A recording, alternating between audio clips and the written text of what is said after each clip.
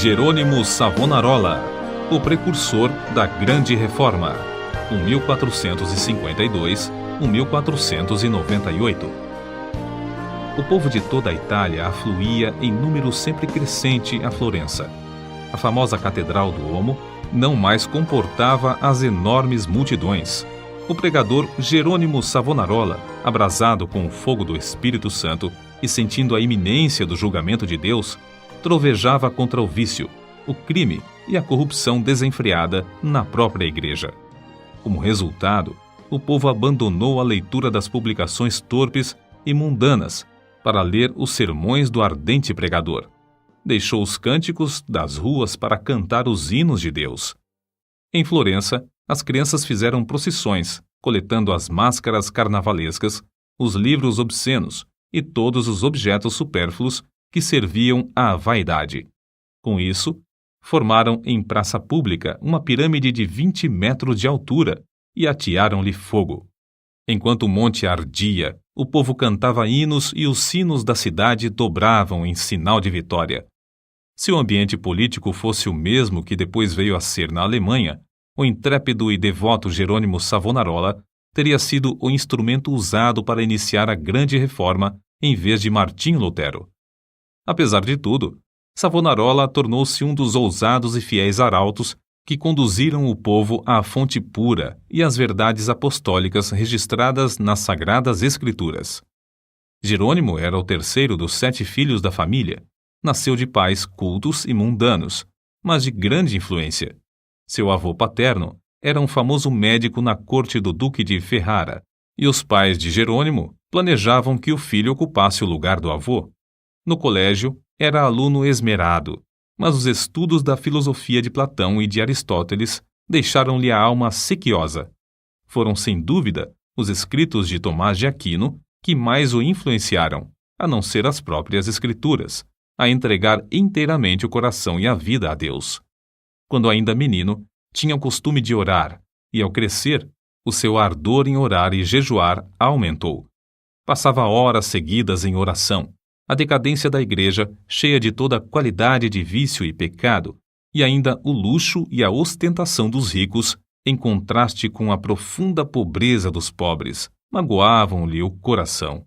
Passava muito tempo sozinho nos campos e à beira do rio Pó, em contemplação perante Deus, ora cantando, ora chorando, conforme os sentimentos que lhe ardiam no peito. Quando ainda jovem, Deus começou a falar-lhe em visões. A oração era a sua grande consolação.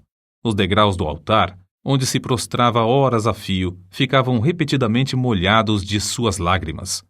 Houve um tempo em que Jerônimo começou a namorar certa moça florentina.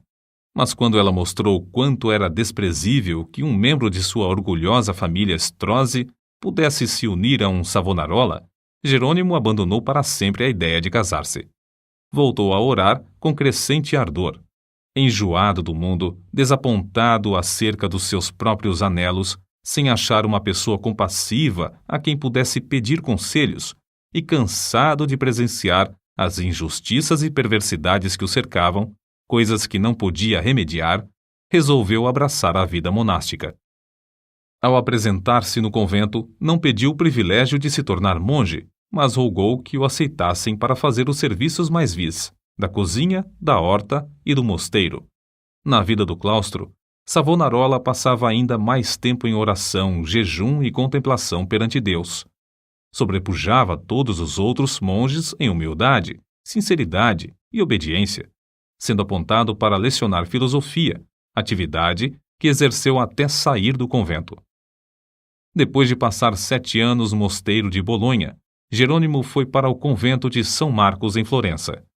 Grande foi o seu desapontamento ao ver que o povo florentino era tão depravado como os dos demais lugares. Até então ainda não reconhecia que somente a fé em Deus salva o pecador. Ao completar 1 ano no convento de São Marcos, foi apontado instrutor dos noviciados e, por fim, designado pregador do mosteiro. Apesar de ter ao seu dispor uma excelente biblioteca, Savonarola utilizava-se mais e mais da Bíblia como seu livro de instrução. Sentia cada vez mais o terror e a vingança do dia do Senhor que se aproxima e, às vezes, entregava-se a trovejar do púlpito contra a impiedade do povo. Eram tão poucos os que assistiam às suas pregações que Savonarola resolveu dedicar-se inteiramente à instrução dos noviciados. Contudo, como Moisés, não podia escapar à chamada de Deus. Certo dia, ao dirigir-se a uma feira, teve repentinamente uma visão dos céus abertos por onde passavam, perante seus olhos, todas as calamidades que sobrevirão à igreja. Então, lhe pareceu ouvir uma voz do céu ordenando-lhe anunciar aquelas coisas ao povo. Convicto de que a visão era do Senhor, começou novamente a pregar com voz de trovão. Sob a nova unção do Espírito Santo, a sua condenação ao pecado era feita com tanto ímpeto que muitos dos ouvintes, ao fim da prédica, saíam andando atordoados, sem falar, nas ruas. Era coisa comum, durante seus sermões, homens e mulheres de todas as idades e de todas as classes romperem em veemente choro. O ardor de Savonarola na oração aumentava dia após dia, e sua fé crescia na mesma proporção. Frequentemente, ao orar, caía em êxtase. Certa vez, enquanto sentado no púlpito, sobreveio-lhe uma visão durante a qual ficou imóvel por 5 horas. Nesse período, todos os presentes à igreja contemplaram o rosto do pregador brilhando.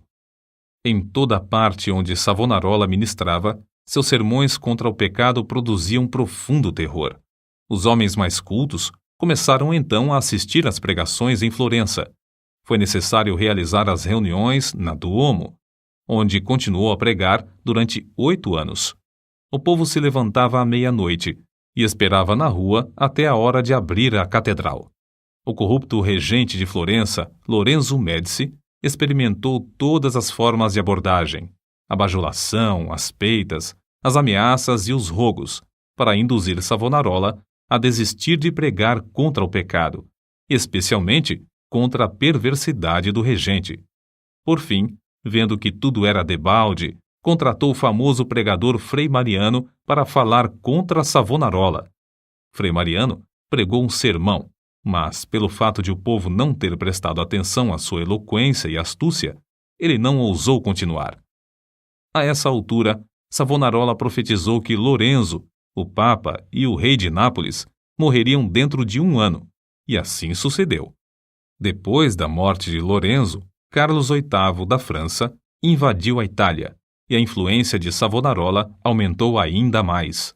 O povo abandonou a literatura torpe e mundana para ler os sermões do famoso pregador. Os ricos socorriam os pobres em vez de oprimi-los. Foi nesse tempo que o povo fez a grande fogueira na Piazza da Florença e queimou grande quantidade de artigos usados para alimentar vícios e vaidade. Não cabia mais, na Grande Duomo, o seu imenso auditório. Contudo, o sucesso de Savonarola foi muito curto. O pregador foi ameaçado, excomungado e, por fim, no ano de 1498, por ordem do Papa, foi queimado em praça pública.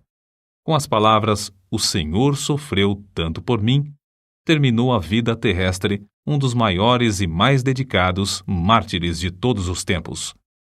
Apesar de continuar até a morte, sustentando muitos dos erros da Igreja Romana, ensinava que todos os que são realmente crentes estão na verdadeira Igreja. Alimentava continuamente a alma com a palavra de Deus. As margens das páginas da sua Bíblia estão cheias de notas escritas enquanto meditava nas Escrituras. Conhecia uma grande parte da Bíblia de cor e podia abrir o livro instantaneamente e achar qualquer texto. Passava noites inteiras em oração e recebia revelações, quando em êxtase ou por meio de visões. Seus livros sobre a humildade, a oração, o amor e outros temas continuam a exercer grande influência sobre os homens. Destruíram o corpo desse precursor da grande reforma, mas não puderam apagar as verdades que Deus, por seu intermédio, gravou no coração do povo.